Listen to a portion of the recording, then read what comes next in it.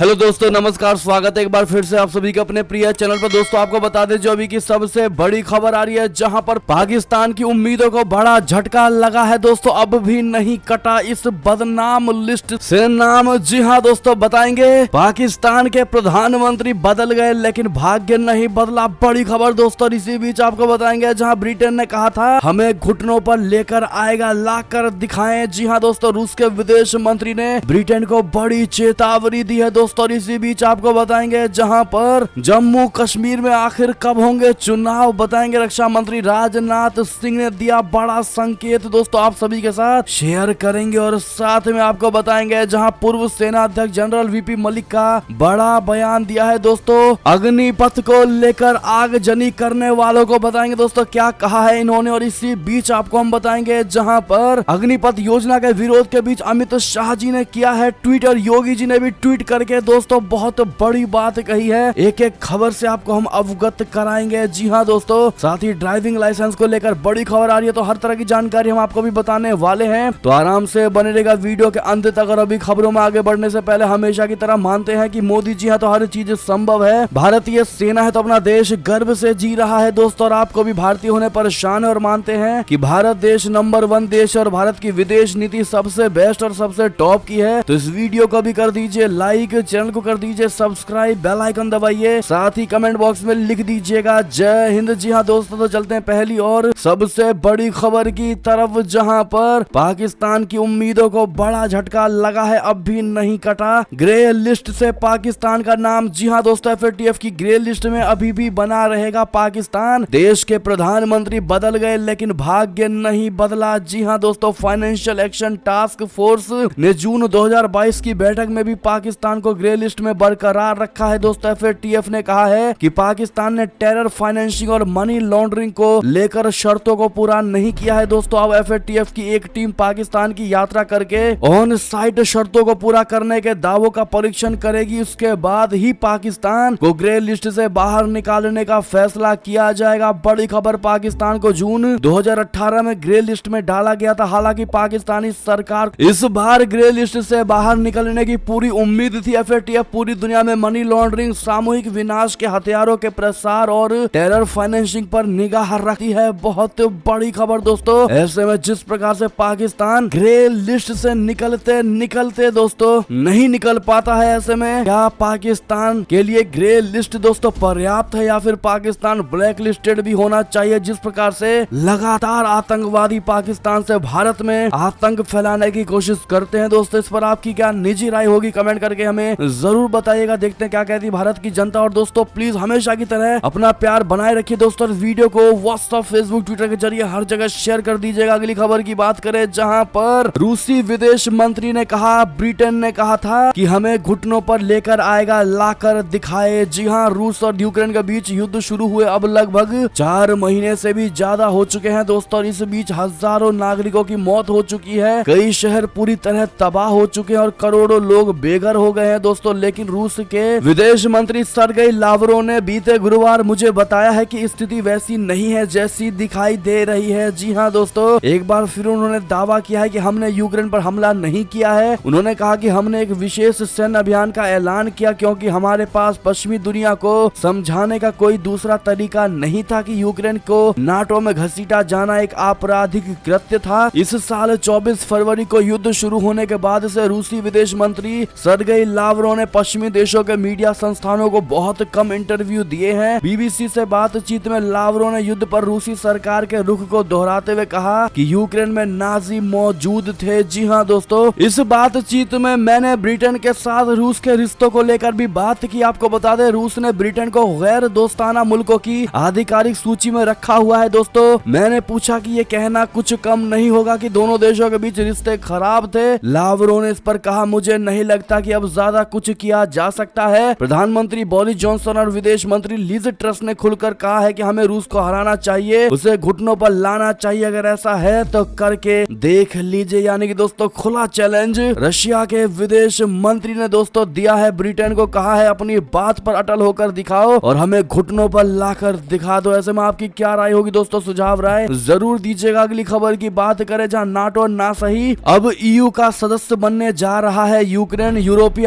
आयोग ने भी कर दी इसकी बड़ी सिफारिश। जी हाँ दोस्तों, रूस से जारी जंग के बीच यूरोपीय आयोग ने यूक्रेन को बहुत बड़ी खुशखबरी दे दी है दोस्तों। यूरोपीय आयोग ने शुक्रवार को सिफारिश करते हुए कहा है कि यूक्रेन को यूरोपीय संघ के उम्मीदवार का दर्जा दिया जाना चाहिए। इस सिफारिश के बाद अब ब्रसेल्स में अगले साप्ताहिक शिखर सम्मेलन के दौरान 27 देशों के समूह के नेता द्वारा चर्चा की जाएगी। दोस्तों, ईयू की सदस्यता के लिए सभी सदस्य देशों की सहमति की आवश्यकता होती है। ऐसे में माना जा रहा है कि यूक्रेन के यूरोपीय यूनियन में शामिल होने में अभी लंबा समय लग सकता है। जी हाँ दोस्तों, यूक्रेन को यूरोपीय संघ का सदस्य बनाने के लिए सभी 27 सदस्य देशों को सहमत होना पड़ेगा। इसके बाद कीव में सदस्यता के लिए विचार किए जाने से पहले आवश्यक सुधारों पर व्यापक बातचीत होगी। अगली खबर की बात करें, जहां पर आखिर जम्मू कश्मीर में कब होंगे चुनाव, रक्षा मंत्री राजनाथ सिंह ने दिया बड़ा संकेत। जी हाँ दोस्तों, कहा इस साल के अंत में इसकी संभावना है। जी हाँ, जम्मू कश्मीर में चुनाव को लेकर रक्षा मंत्री राजनाथ सिंह ने संभावना जाहिर की है। दोस्तों, शुक्रवार को जम्मू कश्मीर के 2 दिवसीय दौरे पर पहुंचे राजनाथ सिंह ने इस साल के अंत तक यहां चुनाव होने की संभावना जाहिर की है। आपको बता दें कि हाल ही में यहां पर धारा 370 हटाने के बाद परिसीमन को लेकर कवायद अंजाम दी गई थी। आदेश के मुताबिक जम्मू कश्मीर की कुल 90 विधानसभा सीटों में से 43 जम्मू और 47 कश्मीर क्षेत्र के हिस्से में आएंगे। बड़ी खबर दोस्तों, एक कार्यक्रम को संबोधित करते हुए रक्षा मंत्री राजनाथ सिंह ने कहा कि हाल ही में यहां पर परिसीमन का काम संपन्न हुआ है। इसके मुताबिक जम्मू में 43 और कश्मीर में 47 विधानसभा सीटें आएंगी। उन्होंने आगे कहा कि ऐसी संभावना है कि इस साल के अंत तक यहां चुनाव होगा। इस दौरान रक्षा मंत्री एक बार फिर पड़ोसी देश पाकिस्तान पर भड़के। दोस्तों, उन्होंने कहा कि पाकिस्तान क्षेत्र में सामाजिक ताने बाने को तोड़ रहा है और न भारत में नफरत के बीज बो रहा है। बहुत बड़ी खबर दोस्तों, आपको बता दें दोस्तों कि पाकिस्तान की तरह अपना भारत बिल्कुल भी नहीं है। दोस्तों, भारत अपना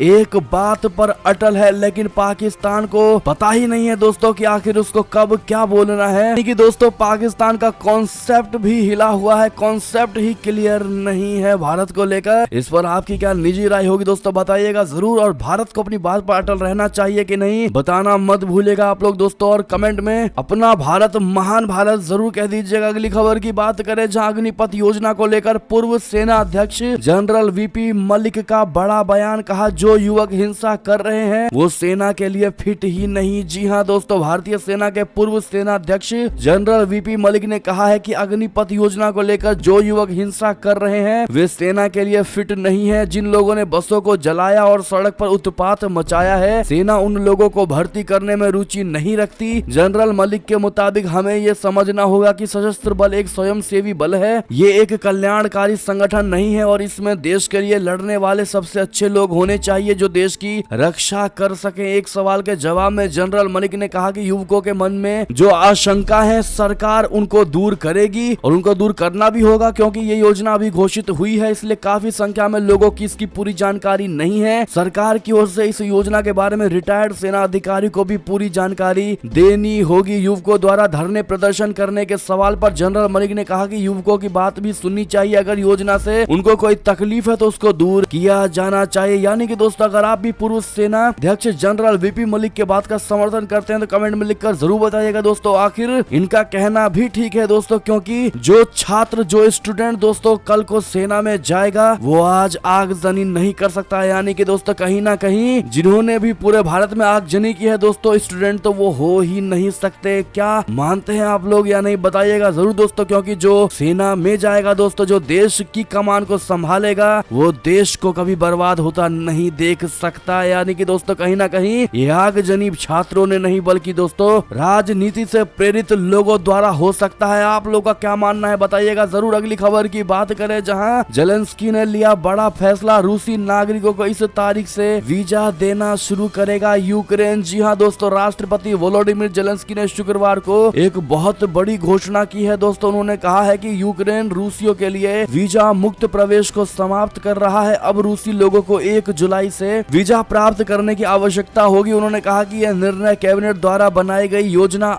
के अंतर्गत लिया गया है। जी हां दोस्तों, यूक्रेन के राष्ट्रपति व्लादिमीर जेलेंस्की ने कहा कि यूक्रेन रूसी संघ के नागरिकों के लिए वीजा व्यवस्था शुरू कर रहा है। ये घोषणा जेलेंस्की ने अपने टेलीग्राम अकाउंट पर की है दोस्तों। उन्होंने कहा है कि ये व्यवस्था 1 जुलाई 2022 से प्रभावी होगी। अगली खबर की बात करें, जहां पर रूस से खूब खरीदा जा रहा सस्ता तेल, अब भारत ने दिया ये बड़ा ऑफर। जी हां दोस्तों, यूक्रेन पर हमले को लेकर कई देशों ने रूस पर आर्थिक प्रतिबंध लगाए हैं, लेकिन भारत रूस के साथ व्यापार का और विस्तार करने की योजना बना रहा है। दोस्तों, भारत ने रूस के सामने रुपए में व्यापार करने का प्रस्ताव रखा है। दोस्तों, इस मामले से वाकिफ एक शख्स ने ब्लूमबर्ग को बताया है कि भारत ने रूस से रुपए में तेल और हथियारों की खरीद की बात रखी है। भारत की रूस के सरकारी नियंत्रण वाले वीटीबी बैंक, पीजेएससी और सर्बर बैंक पीजेएससी में जमा लगभग 2 अरब डॉलर के इस्तेमाल की योजना है। दोस्तों, शख्स ने पहचान उजागर ना करने की शर्त पर यह जानकारी दी है। ब्लूमबर्ग की रिपोर्ट के मुताबिक शख्स ने बताया है कि इस योजना को जल्द ही अंतिम रूप दिया जा सकता है। दोस्तों, रूस के वरिष्ठ अधिकारी इस हफ्ते भारत आ रहे हैं। उम्मीद है कि इस दौरान योजना को हरी झंडी दिखा दी जाए। जी हां दोस्तों, इससे पहले दोनों देशों ने रुपए रूबल के तहत व्यापार करना शुरू किया था, जो रूस की मुद्रा रूबल में अत्यधिक अस्थिरता की वजह से कारगर साबित नहीं हो पाया। रिपोर्ट के मुताबिक रूस के बैंक खातों में जमा धनराशि साल के अंत तक बढ़कर 5 अरब डॉलर हो सकती है। ये बशर्ते इस पर निर्भर करता है कि भारत कितना उत्पाद खरीद रहा है। अगली बड़ी खबर की बात करें दोस्तों, जहां पर शेख हसीना ने राष्ट्रपति प्रधानमंत्री मोदी जी को गिफ्ट में भेजे 1 मीट्रिक टन आम। आखिर क्यों है ये खास तोहफा, हम आपको बताते हैं। दोस्तों, बांग्लादेश की प्रधानमंत्री शेख हसीना ने आलम हिल्सा कूटनीति को जारी रखते हुए शुक्रवार को राष्ट्रपति रामनाथ कोविंद और प्रधानमंत्री नरेंद्र मोदी जी को 1 मीट्रिक टन आम्रपाली आम भेजे हैं। दोस्तों, बांग्लादेश उच्चायोग की ओर से यहाँ एक जारी बयान के मुताबिक हसीना ने राजनयिक माध्यम से राष्ट्रपति और प्रधानमंत्री को ये अनोखा उपहार भेजा है। जी हाँ, प्रधानमंत्री हसीना ने पिछले साल भी कोविंद, मोदी और पश्चिम बंगाल, त्रिपुरा और असम के मुख्यमंत्रियों को उपहार के तौर पर आम भेजे थे। उच्चायोग के बयान में कहा गया है कि पिछली परंपरा को जारी रखते हुए प्रधानमंत्री हसीना ने राष्ट्रपति कोविंद और प्रधानमंत्री मोदी जी को उपहार के रूप में 1 मीट्रिक टन आम्रपाली आम भेजे हैं। बहुत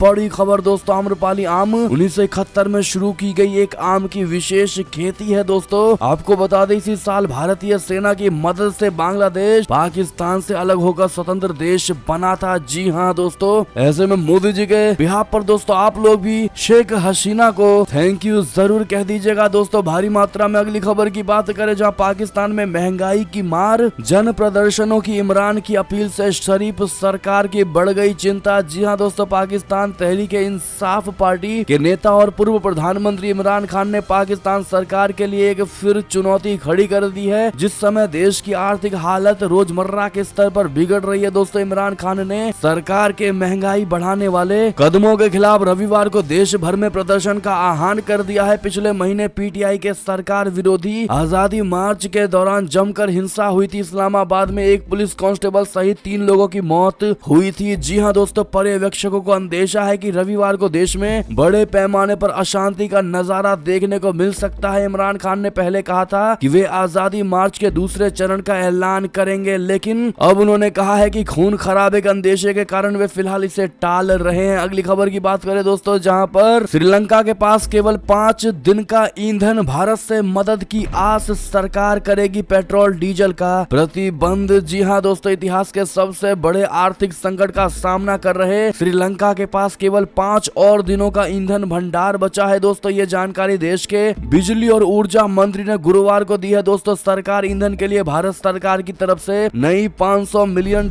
की क्रेडिट लाइन की आधिकारिक पुष्टि का इंतजार कर रही है। दोस्तों, 2 करोड़ 19 लाख लोगों की आबादी वाला श्रीलंका 70 दशक के सबसे बुरे आर्थिक हालातों का सामना कर रहा है। देश का विदेशी मुद्रा भंडार रिकॉर्ड निम्न स्तर पर पहुंच गया है। खाना, दवा और ईंधन जैसे जरूरी सामान के निर्यात के लिए डॉलर अब नहीं बचे हैं। दोस्तों, अगली खबर की बात करें, जहां पर मिस्र पर आने वाला है बड़ा संकट, भारत से मांगी है मदद। जी हां दोस्तों, रूस यूक्रेन युद्ध के बीच दुनिया भर में छाए तेल और गेहूं संकट के बीच मिस्र के लोगों को झटका लगने जा रहा है। दोस्तों, मिस्र के वित्त मंत्री मोहम्मद मैत ने चेतावनी दी है कि देश में तेल और गेहूं की कीमतें दुगनी हो सकती है। उन्होंने एक इंटरव्यू के दौरान कहा कि मिस्र में तेल की कीमत में $60 का इजाफा हुआ है। इस इजाफे के बाद तेल की कीमत बढ़कर $122 प्रति बैरल हो गई है। दोस्तों, मैत ने कहा है कि देश में सालाना दर पर गेहूं आयात करने से अतिरिक्त $3 अरब की लागत आएगी। वित्त मंत्री ने कहा कि तेल की कीमत $122 प्रति बैरल रहने से मिस्र के बजट पर 7.2 अरब डॉलर का भार आएगा। देश में गेहूं और तेल के कम उत्पादन से इनकी कीमतें बढ़ी हैं। गेहूं की बढ़ी हुई वैश्विक कीमतों और मिस्र के पाउंड पर दबाव से देश की अर्थव्यवस्था पर अतिरिक्त 3 अरब डॉलर का भार पड़ेगा। जी हाँ दोस्तों, यानी कि ऐसे में भारत से इनकी बातचीत चल रही है। जी हाँ दोस्तों, भारत के साथ एक डील पर बातचीत चल रही है। ये दरअसल एक स्वैप डील है दोस्तों, यानी कि सामानों की अदला बदली वाला डील हो सकता है। इसके तहत मिस्र गेहूं के आयात के बदले भारत को उर्वरक जैसे उत्पादों का निर्यात करेगा। ऐसे में क्या भारत को मदद करनी चाहिए दोस्तों मिस्र देशों की? कमेंट करके आप लोग जरूर बताइएगा। आखिर भारत अकेले कितने देशों की मदद करे? क्या ये आपको एक गंभीर समस्या नहीं लगती दोस्तों, या फिर ठीक है? आपकी जो भी राय हो दोस्तों, सुझाव जरूर दीजिएगा। हम आपकी ही बात वीडियो के माध्यम से आपके सामने ही रखते हैं दोस्तों, ताकि और भी लोग जवाब दे सके और आपको जवाब भी मिल सके। अगली खबर की बात करें, जहां पर WTO मीट से जुड़ी बड़ी खबर। विश्व व्यापार संगठन में अब की बार भारत ने सेट किया एजेंडा, मिली सबसे बड़ी सफलता। जी हाँ दोस्तों, विश्व व्यापार संगठन के सदस्यों के बीच 2 दिन तक चले गहन विचार विमर्श के बाद कोविड संबंधी प्रतिक्रिया और मत्स्य पालन सब्सिडी, बोले तो फिशरीज सब्सिडी पॉलिसी को लेकर घोषणाएं होने की उम्मीद है। सूत्रों ने शुक्रवार को यह जानकारी दी है दोस्तों। समझौते में भारत के कुछ मुद्दों को शामिल किया गया है। WTO के सदस्य 9 साल के अंतराल के बाद मत्स्य पालन सब्सिडी समझौते पर एक मत हुए हैं दोस्तों। 12 जून से शुरू हुई और 4 दिन तक चली बातचीत का समापन शुक्रवार को हुआ दोस्तों। और इस दौरान केंद्रीय मंत्री पीयूष गोयल ने कहा कि भारत की दमदार उपस्थिति के चलते विकसित देशों की मौजूदगी में देश को 100% कामयाबी मिली है। जी हाँ दोस्तों, सूत्रों ने बताया है कि सभी समझौतों पर पूर्ण सहमति बनी है और इन पर आम सहमति से हस्ताक्षर हुए हैं। अस्थायी पेटेंट छूट पर भी निर्णय जल्द हो सकता है। इस पर अमेरिका की मंजूरी का इंतजार है। इन सभी मुद्दों पर औपचारिक घोषणा जल्द ही की जा सकती है। चलते हैं दोस्तों अगली खबर की ओर, जहां पर मक्की को UN आतंकी घोषित करने में चीन ने डाल दिया अड़ंगा। भारत व अमेरिकी प्रस्ताव को दिया गया है रोक। जी हाँ दोस्तों, चीन ने एक बार फिर आतंकवाद के मुद्दे पर आतंकवाद पर पाकिस्तान का साथ देते हुए भारत व अमेरिका की कोशिशों पर पानी फेर दिया है दोस्तों। अड़ंगा डाल दिया है। पाकिस्तानी आतंकी अब्दुल रहमान मक्की को वैश्विक आतंकी घोषित करने के भारत और अमेरिका के साझा प्रस्ताव पर चाइना ने सुरक्षा परिषद में अड़ंगा डाला है दोस्तों। चीन ने 1267 ISIL और संयुक्त राष्ट्र सुरक्षा परिषद की अलकायदा प्रतिबंध समिति के समक्ष मक्की को UN आतंकी घोषित करने का प्रस्ताव रखा था। चीन ने हमेशा की तरह इस प्रस्ताव पर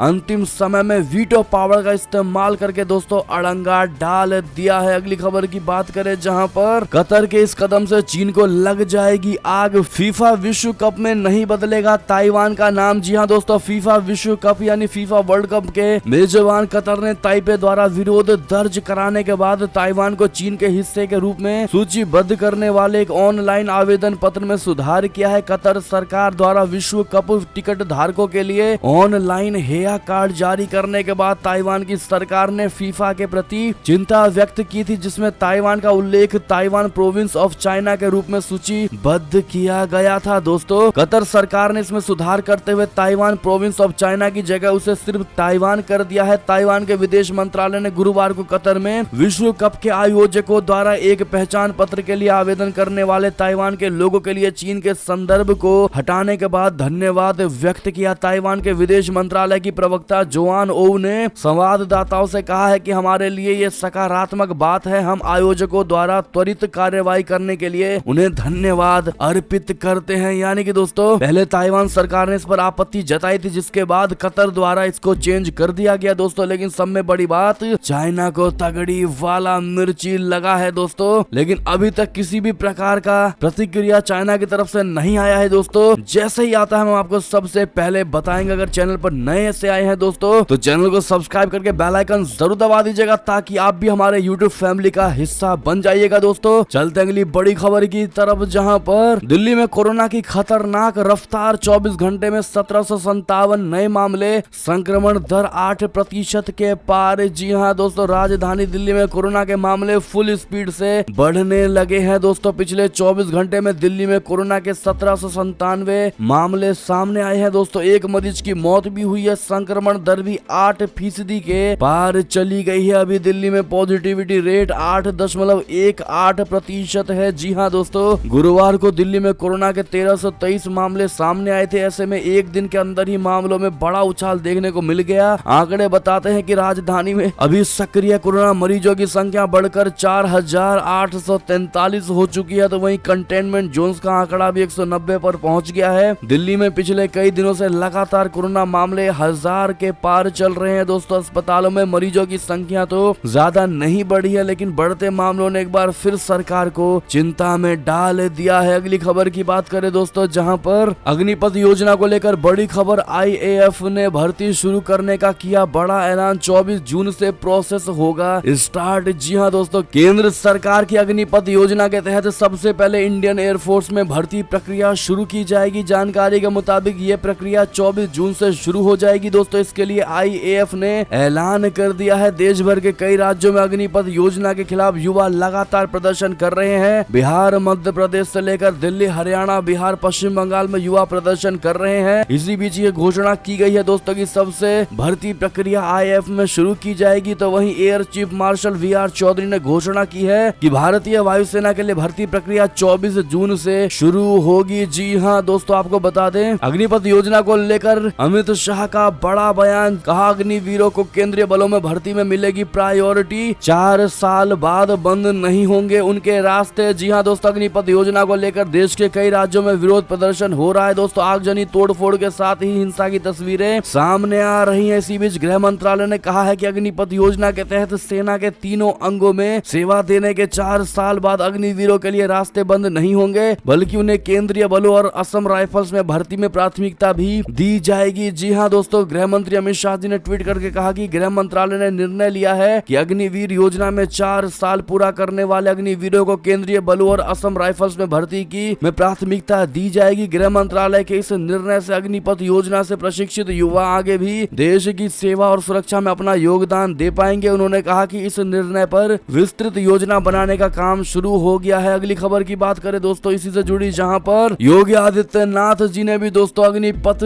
स्कीम की एज लिमिट को लेकर ट्वीट किया है। दोस्तों, मुख्यमंत्री योगी जी ने ट्विटर पर लिखा कि आदरणीय प्रधानमंत्री जी के मार्गदर्शन में अग्निपथ योजना 2022 के लिए अधिकतम प्रवेश आयु को 21 वर्ष से बढ़ाकर 23 वर्ष करने का निर्णय अभिनंदनीय है। असंख्य युवाओं में आशा व उत्साह का संचार करती इस सौगात हेतु आपका हार्दिक आभार प्रधानमंत्री नरेंद्र मोदी जी। जी हाँ दोस्तों, बहुत बड़ी बात। ऐसे में आप लोग क्या कहना चाहेंगे दोस्तों? क्या आप भी अग्निपथ स्कीम का समर्थन करेंगे दोस्तों? क्या आप भी मानते हैं कि बिल्कुल सही डिसीजन लिया गया है भारत सरकार के द्वारा? हाँ या ना में जवाब जरूर दीजिएगा दोस्तों। देखते हैं क्या कहती है हमारी भारत की जनता। अगली बड़ी खबर की बात करें, जहां सोनिया गांधी की सांस की नली में फैला फंगस का संक्रमण। दिल्ली के गंगा राम अस्पताल में चल रहा है इलाज। जी हां, कांग्रेसी अध्यक्ष सोनिया गांधी की सांस की नली के निचले हिस्से में फंगस का संक्रमण फैल गया है दोस्तों। कोरोना संक्रमित पाए जाने के बाद उन्हें दिल्ली के गंगा राम अस्पताल में भर्ती कराया गया था। कांग्रेस की ओर से कहा गया है कि सोनिया गांधी का इलाज चल रहा है। डॉक्टर उनके अन्य पोस्ट कोविड लक्षण का इलाज कर रहे हैं। उनके स्वास्थ्य और इलाज पर डॉक्टर नजदीकी से नजर बनाए हुए हैं। अगली खबर की बात करें, जहां डिजिटल कंट्रोल रूम, 100 सीसीटीवी कैमरे और जर्मन पंखों से लैस है प्रगति मैदान के टनल। पीएम मोदी जी 19 जून को करेंगे इसका उद्घाटन। जी हां दोस्तों, प्रधानमंत्री नरेंद्र मोदी जी रविवार को Pragati Maidan integrated transit corridor परियोजना की मुख्य सुरंग और 5 अंडरपास का उद्घाटन करेंगे। 1.6 किलोमीटर लंबी दिल्ली की ये पहली सुरंग पूर्वी दिल्ली, नोएडा और गाजियाबाद से इंडिया गेट और अन्य मध्य दिल्ली क्षेत्रों की यात्रा करने वाले यात्रियों को आईटीओ, मथुरा रोड और भैरव मार्ग पर ट्रैफिक जाम से बचाने में मदद करेगी। ये परियोजना प्रगति मैदान पुनर्विकास परियोजना का हिस्सा है। प्रधानमंत्री मोदी जी इस अवसर पर एक जनसभा को भी संबोधित करेंगे। अगली खबर की बात करें दोस्तों, जहां पर रेलवे का बहुत बड़ा फैसला, टिकट कैंसिल कराने पर नहीं लगेगा कोई भी कैंसिलेशन चार्ज। जी हां दोस्तों, सरकार द्वारा घोषित की गई सशस्त्र बलों की भर्ती के लिए अग्निपथ स्कीम के खिलाफ देश के कई राज्यों में विरोध प्रदर्शन हो रहा है दोस्तों। तोड़फोड़ और आगजनी को देखते हुए भारतीय रेलवे ने कई रूट्स पर ट्रेनों को कैंसिल कर दिया है। ट्रेनें कैंसिल होने से यात्रियों की मुश्किलें बढ़ गई हैं। धरना प्रदर्शन के कारण फंसे यात्रियों की सुविधा हेतु पूर्व मध्य रेलवे ने यात्रियों को बड़ी राहत दी है। टिकट कैंसिल कराने पर कोई कैंसिलेशन चार्ज नहीं लगेगा। जी हाँ दोस्तों, अग्निपथ योजना के खिलाफ शुक्रवार को लगातार दूसरे दिन भी विरोध प्रदर्शन जारी रहा। ऐसे में कितने भाई और बहनों की ट्रेनें थी दोस्तों जो कैंसिल हो गई है, कमेंट में हमें जरूर बताइएगा आप लोग। अंतिम खबर की बात करें, जहाँ जहां ड्राइविंग लाइसेंस रिन्यू कराने के लिए नहीं लगाने होंगे आरटीओ के चक्कर। फॉलो करें ये आसान प्रोसेस। जी हाँ, ड्राइविंग लाइसेंस बनवाने के लिए उसे समय समय पर रिन्यू कराना पड़ता है। ऐसे एक समय था जब ड्राइविंग लाइसेंस रिन्यू करवाने के लिए आरटीओ ऑफिस के चक्कर काटने पड़ते थे, मगर अब परिवहन मंत्रालय ने नियमों में बदलाव करते हुए ड्राइविंग लाइसेंस बनवाने की प्रक्रिया को बहुत